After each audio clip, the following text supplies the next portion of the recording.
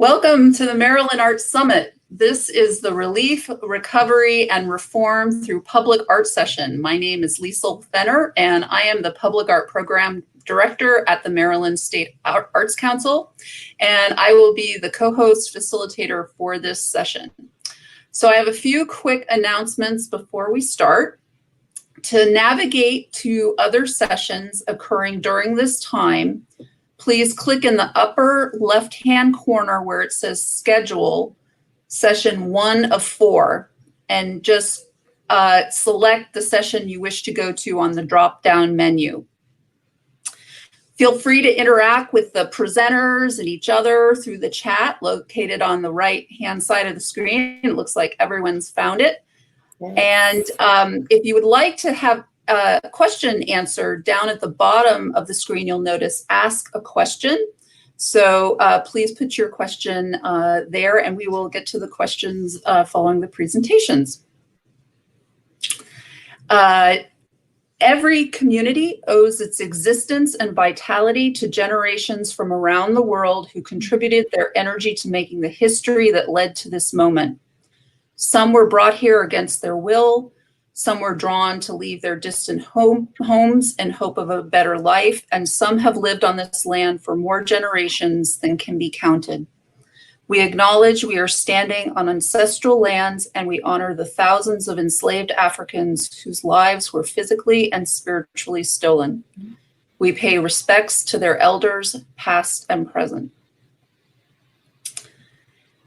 And now I will turn it over to Kathy Bird, who will be leading our session. Hello, everyone. It's such a pleasure to be here. I am Kathy Bird with Fresh Art International. I'm the founder and artistic director. I produce podcasts that I record around the world. I have some history with Baltimore and Maryland as the director of Maryland Art Place. And that's where Liesl and I began working together in earnest to follow up on our passion for public art. So I'm very thrilled to be here today to launch this conversation. I want to say that, you know, despite the self-quarantine, you have seen throughout the universe the desire to express creativity publicly, from the performances on the balconies to temporary public art in people's front yards to drive-by art projects and more. So we know that that's an irrepressible urge, and it's an irrepressible need for art and culture to be part of our environment. So I would say that yet, in spite of all that knowledge, there is a hesitation or a question of how we're going to fund this that's so relevant and so important to our lives today. And so we've brought together two creative practitioners from Maryland to talk about their creative answers to the challenges of our uncertain time. And the first one I want you to meet is Rhonda Dallas. Hi. Hi, Rhonda. Hi, good afternoon. Good afternoon, everyone. And those that are tuned in. So I'm Rhonda Dallas. I'm the Executive Director of the Prince George's Arts and Humanities Council, and also the Chief Curator. And so we manage the county's public art program. And so just to give you a little background of Prince George's County. So we're a population of about 900,000, and we share our borders with the District of Columbia, with parts of Maryland, Montgomery County. We're 30 miles away from Baltimore City, but we are a very exciting county with a very diverse community. And we have definitely grown in our regional influence in the arts. And so with that said, public art has played a vital role. The trajectory of public art was already on the rise before COVID-19 hit. But I think with the new reality that we will be experiencing post-COVID-19, that public art is even more essential. With all the various platforms that are available to connect communities.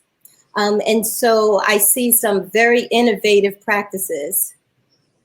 I think it's really important here to talk about the fact that this is not the that will be coming out of public art in Prince George's County. Yes, the project there is that you've a terrible echo. Oh, terrible echo. I have Okay. my, you have your earbuds in? Yes, I have my earbuds, but Okay. everything is reverberating. Oh my goodness. Okay. But we're just going to keep moving. Yes, we So, are. so this is one of our Art in Public Places projects. This is Laurel Library. And this particular project won an American Institute of Architects Awards in 2018.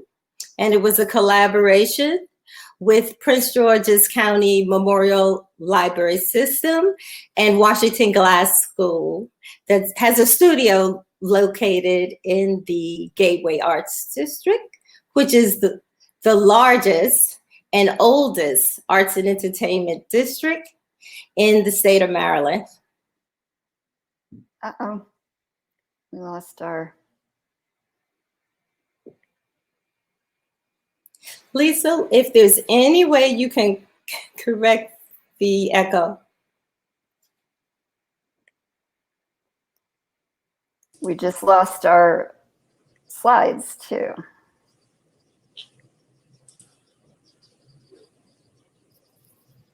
Sorry about that, Rhonda.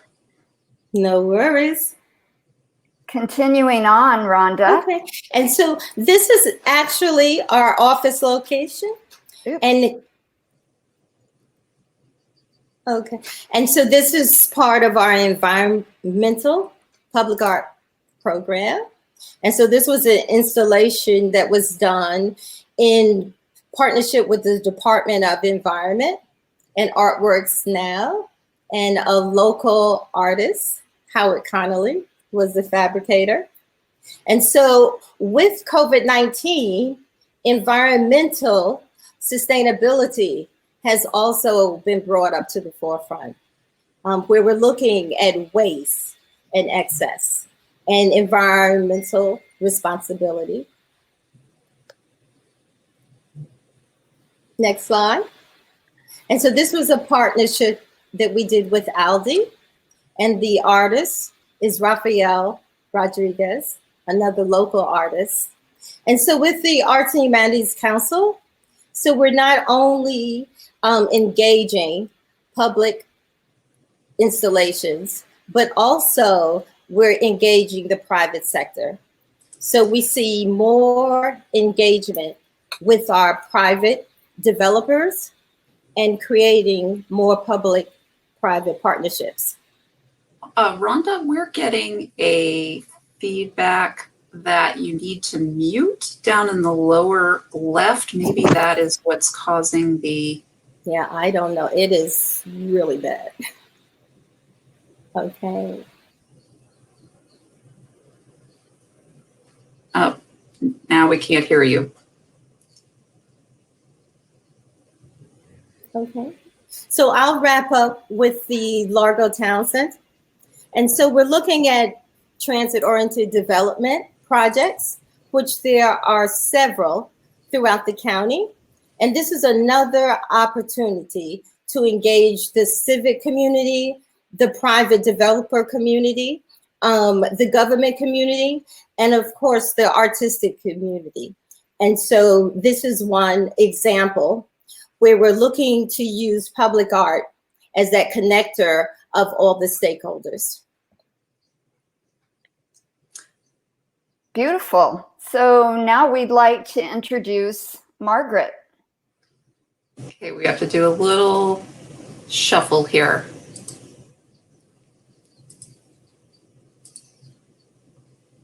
As Margaret comes back up on screen. Just so people know, we only have 4 windows. That's the max for our account. So the PowerPoint is taking up one of those windows. Bye, Rhonda. Hi. Hi, Margaret. Loser. We just met last week, and I cannot wait to meet you in person. Likewise. Rhonda is an activist artist who has done tremendous public art projects and community projects. So I've asked her to talk about how she engages in her own practice and how that extends to her community engagement with other artists and creative communities. So take it away, Margaret. Hi, thank you. I'm Margaret Boozer. I'm the director of Red Dirt Studio, that is an artist incubator, among other things, in Mount Rainier, Maryland. Right now we have 30 creative professionals in the studio, with quotes, because of COVID, and we'll talk about that more later. We're in the Gateway Arts District, and we will be celebrating our 25th anniversary next year. So we've had a lot of time to create community. We love Rhonda Dallas and the Prince George's Arts and Humanities Council. We get involved in a lot of those public-private partnerships. The commission with Raphael that she just showed, he's an artist at Red Dirt. We helped find him space to work on his commission. And we're just really good at rolling up our sleeves and sharing resources. How can we help you on your project? And then you help me on my project. And we just have so much exciting stuff happening in the county because of that. This is one of your public art projects, a major commission. That's right. And this was, again, with Rhonda Dallas and Prince George's Arts and Humanities Council for the MGM National Harbor. It's a new casino and hotel in our county, 2016. Rhonda got work for lots of amazing county artists. I was fortunate to be able to do this commission using clay and detritus from the construction site to create a map of the area. It's gorgeous. Thanks. Really is. Another project that you're working on right now still is this beautiful rising tide. Oh yeah. So one of the questions you went in the when we were chatting about what we're talking about today, how has COVID affected my practice? So this is a commission that I was working on since last October, scheduled for install March 17th. And we got 2 of the 3 panels installed, and then we hit a snag with a larger panel, didn't fit in the freight elevator. And by the time we pivoted to get a team together to carry it up 5 flights of stairs, we were shut down because of COVID. So the project is 2 of the 3 panels are hung. The office is empty. Haven't got my final check. Can't see the work up, but we're hopeful that we will get to finish this up one day soon. Another important way that you work through Red Dirt Studios is your community engagement, bringing the community to the space for activities. And I'd love for you to talk about this one that we see right now, the Maternal Journal. So one of the artists at Red Dirt, Amy Hughes Braden, is an amazing artist and painter in her own right. And we helped her. She has a project called Artist Mother Studio, but that she partners with Washington Project for the Arts, residency space stipend for parents with children who are artists to help them be able to continue their practice. So Red Dirt hosted an event for them, the launch of their second journal that was associated with the Artist Mother Studio project called Maternal Journal #2. And this is just one of the things that Red Dirt is so great at, is having amazing parties that are such rich arts, creative community events. And we are mourning that right now for sure. Yes, I noted, and I want you to note, those who are with us, all the photos are of before and then the new after. Yes. This is before, when everyone could be close together and enjoy this communal space. This is a photo of your studio artists at Red Dirt. Yeah, so this is We have Open Studio Tour twice a year. In May would have been our 16th annual Gateway Open Studio Tour. This is taken from that May Open Studio a few years ago. And yeah, it's almost gives you some anxiety to look at it today, how everyone's piled on top of each other. Yeah, you were talking about this project, the way you work with the studios is as an incubator project, and we were discussing the new meaning of incubator and the fears that might go with that word. Right. You know, so we nurture individual artist practice, and then one of the best things that we do is provide this community space to nurture the projects and have this great overlap of people, ideas, energy, resources, and of course that in a physical way is very dangerous right now. And we've been working hard on how to make the studio still be able to function in a physical way at some level. We have weekly seminars, which we now call Zoominars. We've been able to move that part online, and we are still having an extremely rich discussion weekly, different people's projects and helping move those forward. And so heartening to see so much of the great creative energy just pushing forward no matter what, just pivoting and figuring out a new way to do it. Excellent. Well, now I'd like to move forward to that project that you spoke of before, the studio tour, and what that has meant for the artist community. Liesl, if we can bring Rhonda back in, and I'll just be the voice behind the screen for this. I think it's voice or video. So I think we're going to have to close the video to bring Rhonda back in. Well, how about if I leave? Oh, voice or video? Yeah, why don't we keep your voice? And we'll get Rhonda back in. Okay. So you want me to stop the screen sharing for a minute? Yeah. Okay. All right, everybody. Here comes Rhonda.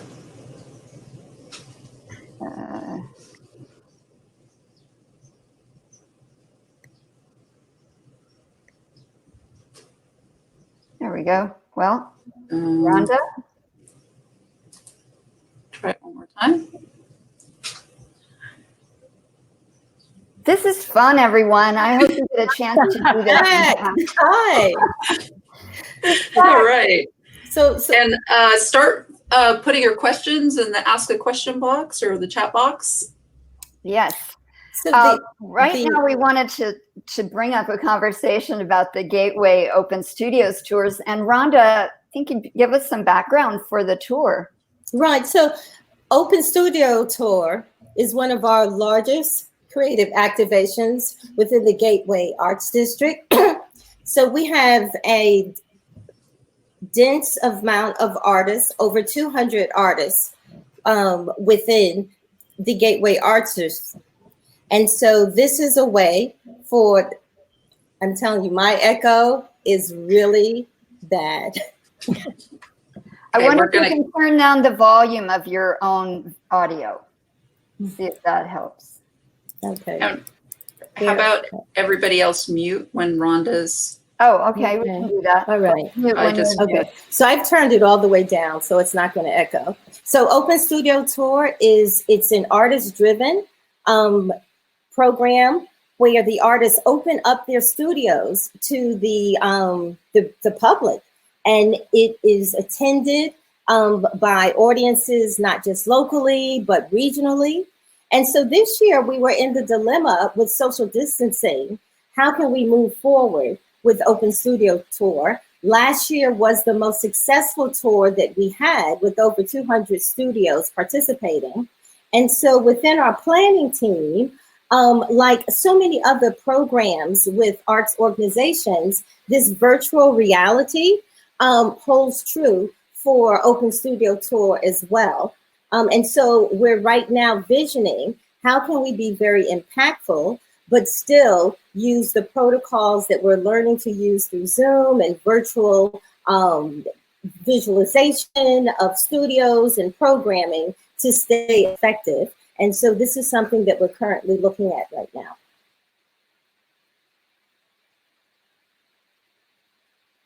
You're involving the artists in discussing how this can happen? Oh, Kathy, can you unmuted, repeat it? unmuted. I said, Margaret, I would love to hear from you about how you're involving the artists in the conversation about how they can feel safe and getting engaged in a public-facing event. And then I guess there would be the question of how the massive audience that you have is going to be involved in the process as well. Well, it's a complex answer to that question because we have such a variety of artists. We have people that are really good at social media. We have people that are not very good at social media. In fact, not even that good at email, not used to promoting themselves. And so what we're trying to do is create a structure that allows people to engage where they are at their own comfort level and to do more of a bottom-up structure that lets people plug in what they're comfortable with, what they're good at, what they have energy for, but not overtax them and make them worried if they don't want to do it. And let the Gateway Open Studio Tour be the repository and just kind of the like Grand Central Station to direct. You know, if somebody wants to buy my work, they're not going to buy it through Gateway Open Studio Tour, but OST is going to direct them to me. So it's very complex problem solving to address all that stuff. We currently have out a survey to artists. And one of the things we're asking is, are you more interested in something quick and light or more infrastructure heavy that takes a longer amount of time to get together? And so we're just gauging people's interests, and then we're trying to problem solve on all those various fronts. The way it's set up, Rhonda, that you have a lot of stakeholders involved in helping this take place. Could you speak a little bit to who is involved in supporting the event? Oh, sure. And as I said earlier, that it is truly an artist-driven event. And so it is critical, as Margaret said, that it's from the bottom up. And so administratively, the Prince George's Arts and Humanities Council, we manage a lot of the fiscal elements, but other entities include the community development corporations. And so you have the Hyattsville CDC, you have the Gateway CDC, and all the municipalities, all the local elected officials, everyone that's involved to make sure that this is a successful event. But it truly is an artist-driven event. And we have super talented stakeholders that are contributing their specific skills, like Pyramid Atlantic. Kate Taylor Davis is amazing at kind of like being the captain, you know, and driving it forward, and great organizational. And Stuart Eisenberg of Hyattsville CDC is amazing with the map. You know, so we have people engaging with their strengths, and it's really pretty amazing to be part of. And also with the graphic designs, we try to use local designers in all of our graphic designing of marketing pieces. That's cool. And I noticed, which is very important to me because I don't own a car, that you have instructions on the website for how to reach there by public transit. And you encourage people to experience the art, walking, biking. I even saw the word running as an idea, and by car if needed. But that you have all these ways for people to reach, and you have a critical density of those involved that does allow that to happen. And I think it's so important right now to realize those are the kind of opportunities for engagement with public art and art in the public sphere that are critical right now. So those who are listening and are trying to figure this out, I think it's really important that you look at all those that are stakeholders and participants, and also the fact that providing an infrastructure that makes it easy for people to participate is really important too. Absolutely. And did anyone else have a last statement about that?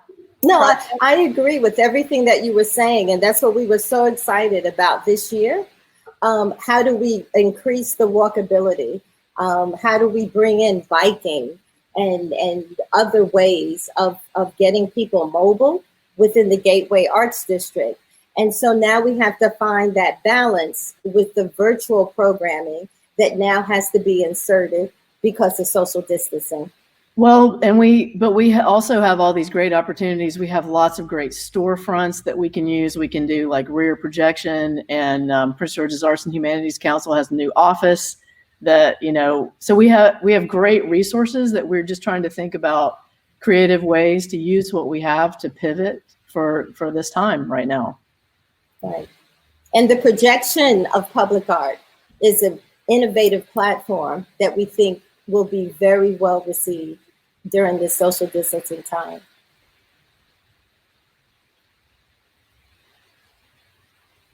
Kathy, you're on mute. We can't hear you. Till I'm talking. I think keywords in this conversation are creative logistics. Yeah. So the creativity, the art making, the support is all good, but the logistics are going to be really essential for everyone to think big and think specifically about how to make this a comfortable and safe experience for the public and the artists to participate. Absolutely. I think this is a good moment to segue to the last segment of our conversation, where we're going to talk about the possible future for public art and how projects that many of you may have already launched, how actually implementing the fantastic ideas that you have for public art can still be relevant and meaningful for the communities where they take place. And in particular, the one we've chosen to talk about today is a project that has a deep history. And I think recovering from this COVID pandemic, it's really, a lot of it is about healing. A lot of it is about the fact that we need our communities. We need to be healthy in how we work with our communities. And we need to heal on so many levels, economically, and there's the politics part, but just how we relate to people again after so long, not being able to see them in person. There's a lot of considerations, and I think that this case study, in a way, of the possible future for public art is well illustrated with the Wyndham Road Historic Barrier Park project, and I'm going to bring that back into view. Mm-hmm. So this particular project is a way of talking about very important issues. So the Wyndham Park project talks about the historical, the racial divide between communities right now. In North Brentwood. And so with that said, I think we have that opportunity to use public art as a connector of various voices and talk about some very serious issues in a way that brings communities and cultures together with authentic understanding of different perspectives, but with the outcome of having a positive solution. Excellent. So I'm going to bring you on to, did you just talk? I apologize. I was being sure I knew what was happening next here. Did you talk about the history of the segregation laws as a context for this? So within the context, within the communities, there were racial lines. And this actual piece that you're seeing right now was the divide. It was an actual physical divide where African Americans within the community were not to cross to the other side. And so since then, we've come up with a public art strategy that will talk about the historical context, but also create an aesthetic solution that is going to draw out more conversations for healing and hope. So now I'd like for Margaret to come back in to talk with, just take me out, or can you? Are you? Hang on, I'm bringing Margaret back in. Okay.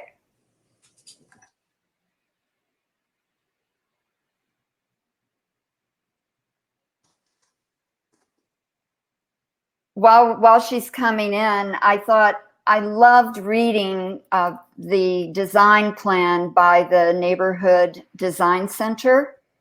And that's one of the images we used. Mm-hmm. And the fact that they talked, and I would love for you to talk about that here, is the values behind this project, you know, that are leading the way for how it will unfold as a starting point.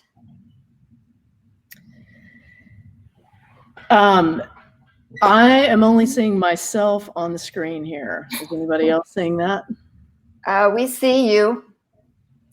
And the Wyndham Road project, are we able to see that at the same time? We'll see it. We can't see it right now. I'm going to put it back up. And sorry, but I was getting some very strange overlap of everyone talking at once. So if you repeat what I am assuming I need to address something. Okay. I was saying that I would love for you to talk about the values that are the core way of thinking about how this project will unfold. Well, this project, I'm not one of the lead artists on the project. Red Dirt is a supporting partner, but this project is near and dear to my heart. I live in Brentwood, which is one of the two towns. The barrier is between Brentwood and North Brentwood. And I'm just so encouraged with how this has come about, that it came from the towns and it went to Neighborhood Design Center. And Neighborhood Design Center is a nonprofit that is based, they believe that everyone should have access to good design and that good design can make the world better. And so then from there to engage artists in our community, and then as Red Dirt, we're able to support their work. So this is really about getting out and talking to residents who, you know, are in their 80s and even 90s and, you know, lived through this history, and record this history, make it accessible to younger residents who are just moving in. We have these new apartments going in. You know, Rhonda's going to talk about that, some of the great public art that's happening there. You know, these new residents of Brentwood probably have no idea about the history. And so to create this park that is a place that invites people to come, to linger, to learn, to engage with each other is such a great opportunity. And, you know, we've had to pivot a little bit. Rhonda can talk about that too.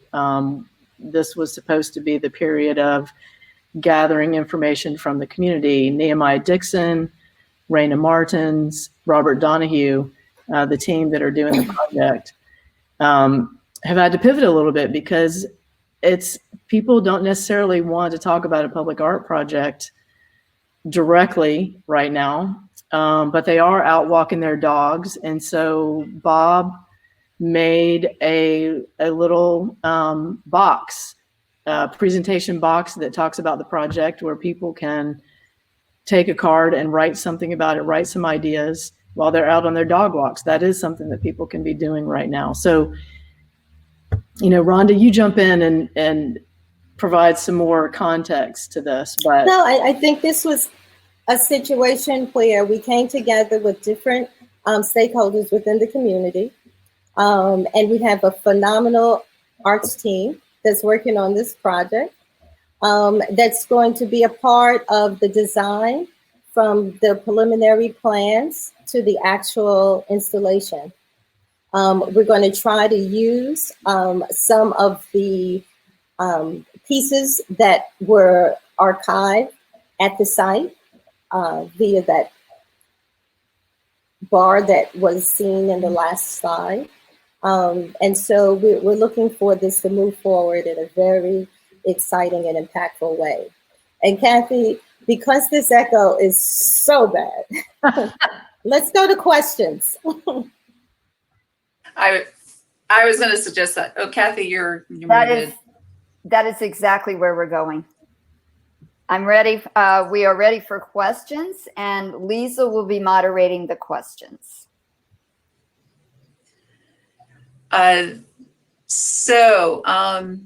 Who are the artists who were awarded this project? And I'm not sure. So that's Nehemiah Dixon. He's the Raina lead Martins. artist. Yeah, and his team with Raina Martins and Robert Donahue. Okay.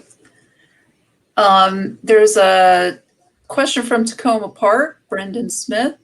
In a time of budget cuts due to costs relating to the pandemic, how do you convince legislators about the importance of funding public art?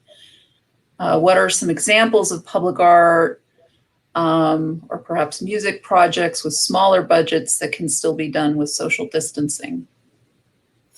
So I think always it's an education. And so we have been talking with our local council members, this is budget season, about the importance of public art, particularly when it comes to sustaining community development. I think as we can show the importance of bringing various stakeholders together, which public art has the ability to do, it shows the viability of this particular practice. And so we have gotten a very positive response.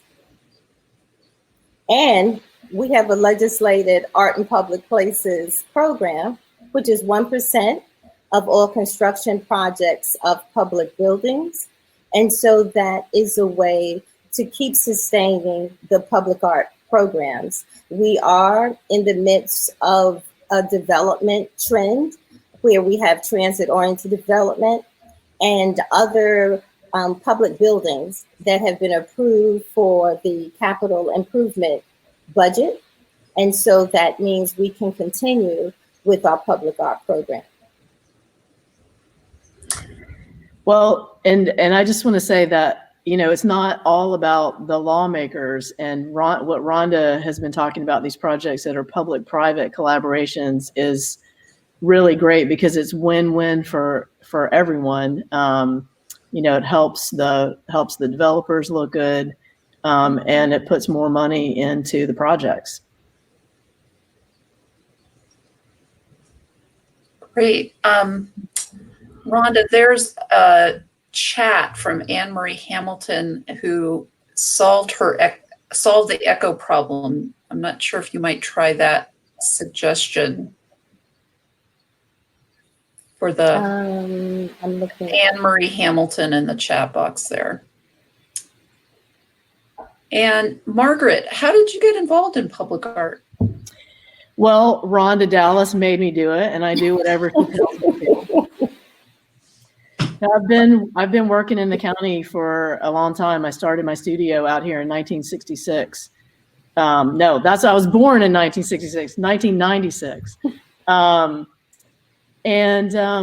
know, Rhonda has just been a champion of artists, and, you know, she really pushed me to do projects that I might not have done on my own, that I didn't even know I wanted to do until I got involved. And then, you know, the MGM project in particular, that was life-changing. And I feel like now I have a whole new perspective on what my capacity is, what I can do thanks to that. I'll also add for Kelsey Joyce, who asked that question, that we have a whole lineup of public art sessions this week. And in fact, tomorrow, there's a great session with presenter Renee Paichaki, who is talking about doing your first interview. And that's very helpful for getting your first commission. And we'll be having more professional development if you're interested in going into public art this fall. We're going to have a series. You know, and if I could add one other thing, please. I think that my sculpture mentor is Larry Kirkland, who's an amazing public artist, and I wouldn't be here without him either. For some reason, he thought it was worth his while to take me under his wing. You know, I met him at a dinner party and I said, will you be my mentor? And he agreed. And, you know, I don't think that's a strategy that like everybody can do like just like that. But I do think that it is really, nobody can do this we can't do it by ourselves. And we're all about community out here. Mm-hmm. We don't ever ask somebody to help us for free. We always say, is there something I can do for you because you're really good at this and I need that? Is there something I can do for you in exchange? And you can get really far doing that. The mentorship opportunities are great. We also have lots of public art projects coming up through the Maryland State Arts Council, and we also post open calls, art calls to artists, like what Rhonda posts in our monthly newsletter. So folks who are interested in hearing about calls, be sure you're signed up for our newsletters. So there's a question about the virtual open studio tours. What kinds of things might be possible with a virtual or online tour that might not be possible in person? What would a hybrid of the two look like? Well, one thing in particular that we're finding that's a plus with the virtual environment is we're able to reach more of an audience, a broader audience.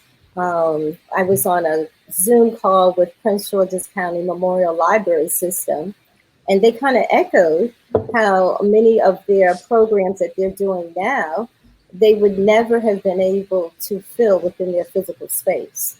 And so as we're looking at audience development as a key component of all of our programming, the virtual environment will give us that latitude to reach a population or audience that we may not if it was just a physical environment.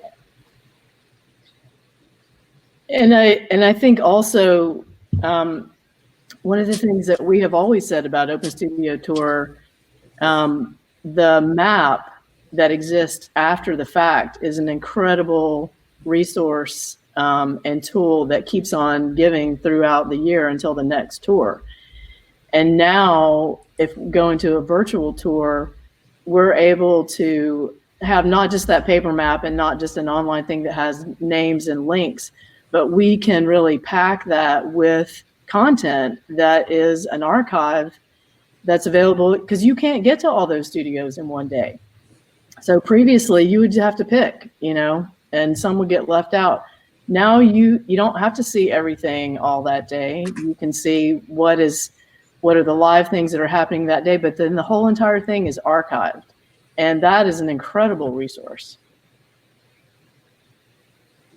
I like how you have used technology already that makes it easy for you to continue and expand on it. I mean, the web, the app, the map, I mean, all of those are key elements that can move you forward in hybrid or totally virtual form. It just gives you so much flexibility.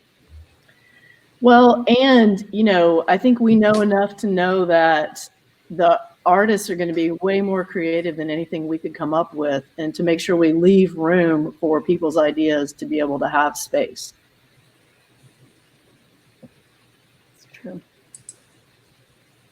Lisa, more questions? Yeah. Let's see. From Anne LaCure, the choice not to pivot right to an online open studios seems wise, but can you talk about how the decision got made and what made you stay focused on the live event? So I'm not too clear on Anne's question because we're not stuck on a live event. We've been coming together, just creating a survey. And I think that's going to be the greatest indicator when we get back the responses from the actual artists that will be participating And so that will help us inform our planning.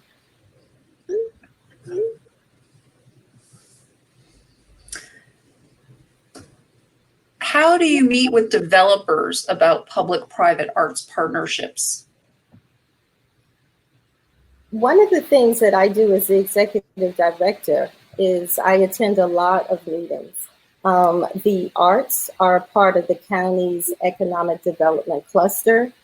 And so with that said, we hear a lot about the different projects that are on the either current or emerging. And so that way, that information is critical in starting to build those relationships. I think because the Arts and Humanities Council has had a very strong record of being very amenable to working with the private sector, and our advocacy in making sure that our local artists are a part of all the major developments that are happening within the county. This pipeline that we've been able to open up has definitely spread to all the developers within the county.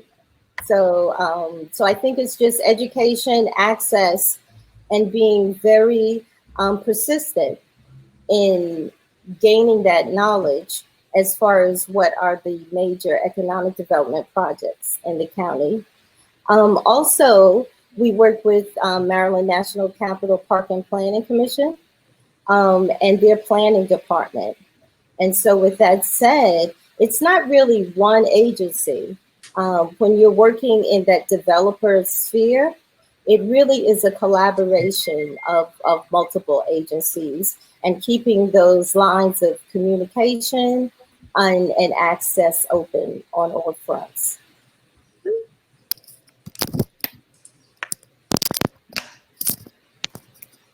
All right. We're just still having a few technical issues here. So sorry about this. It's entertaining.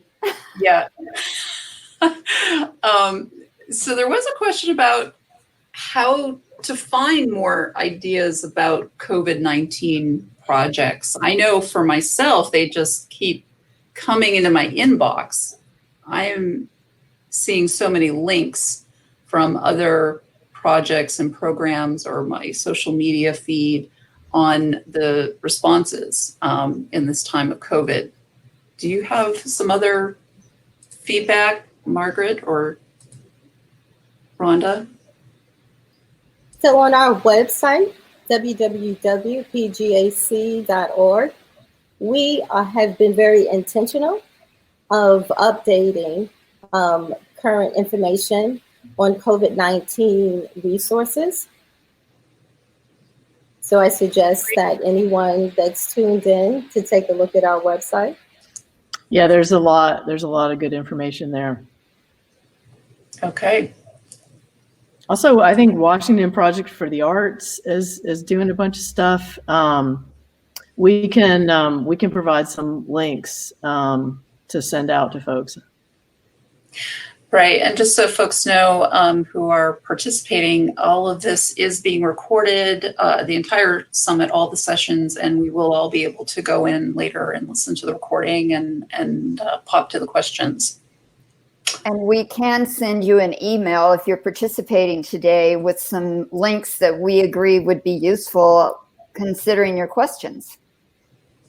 Yeah, feel free to put your email in the chat box if you're willing to share it that way, or we'll get it looped in later.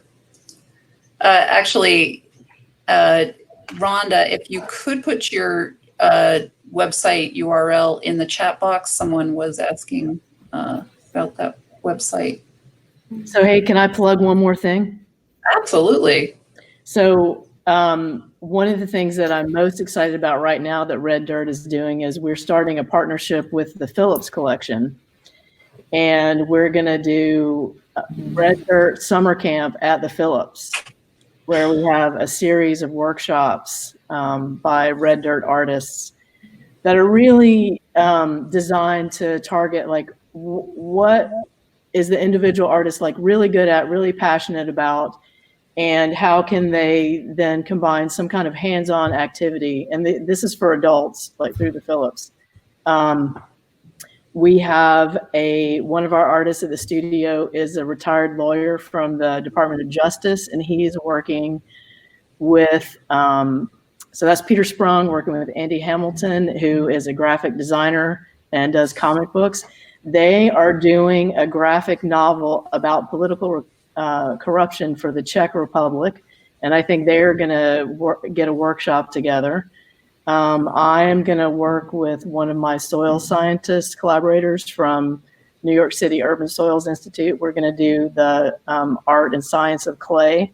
So it should be some really fun stuff, and we're going to make t-shirts. That's great. And if you go to our website, all of our new virtual program is posted ongoing. And so we have exciting series that we're going to produce as well. And the Maryland State Arts Council. Make sure you go to their website. So just so folks know, this actually relates to a question.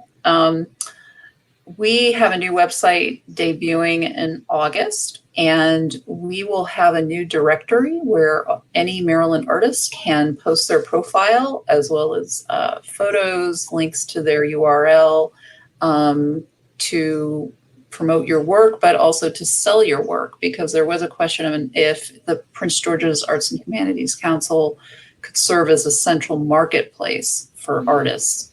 So do look back, and we have a marketplace right now on our website, but I do suggest artists might, well, you can certainly make one now, but if you want to wait till August, when we get this brand spanking new website, it'll be a great way to sell your work. And so it has that idea been discussed for the Arts Council, Rhonda? Yes, it has. And it's been discussed with the Open Studio Tour, the virtual experience, to include a marketplace. But that's in the survey as well. So we could get feedback on the interest. That's beautiful.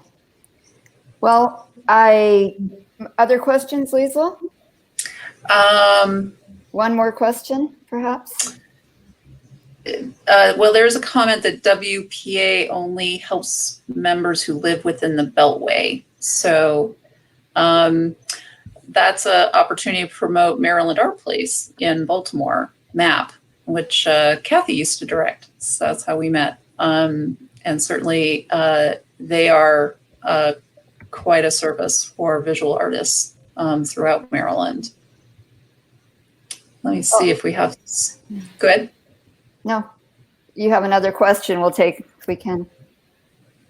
Are you set? Do you think artists are less motivated or hesitate to apply for new public art projects out of fear that the project might be delayed or canceled?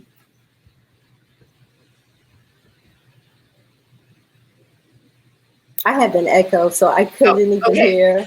So I'll question. answer. Yeah, I think that's a great point, Ryan, that you bring up, because there is going to be an issue about artists traveling and whether you'll be able to, drive so far or even get on an airplane. So artists certainly, I think, will be looking locally and regionally at projects. But I think we'll also encounter some construction schedules postponed or delayed due to COVID-19. I have heard of some construction sites that have been shut down because one construction worker, gets COVID-19 and they have to sanitize the whole site. So I think that artists like Margaret who have works that are half installed and half not installed, it's causing a real issue, but it shouldn't prevent an artist from pursuing going into public art. I mean, Margaret, will you still be pursuing RFQs going after projects? I mean, we're just going to have to do workarounds.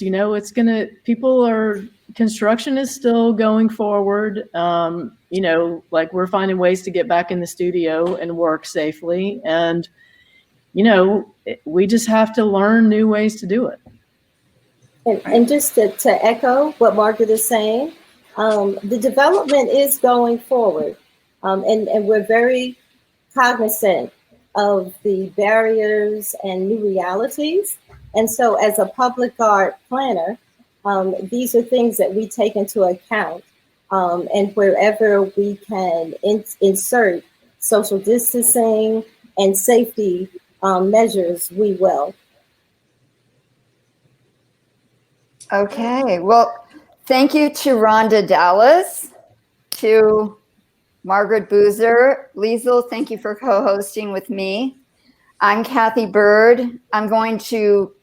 We're going to leave this screen and give you a takeaway screen and invite you to send us your emails to continue this conversation. We wish you a great week at the Arts Summit and that you will pursue other opportunities to hear more about public art. Thank you again for being with us. Thank you, everyone, for tuning in. Thanks, Kathy. Thanks, Liesl. Thanks, Rhonda. So great to be here with y'all. Bye. Thanks, everybody.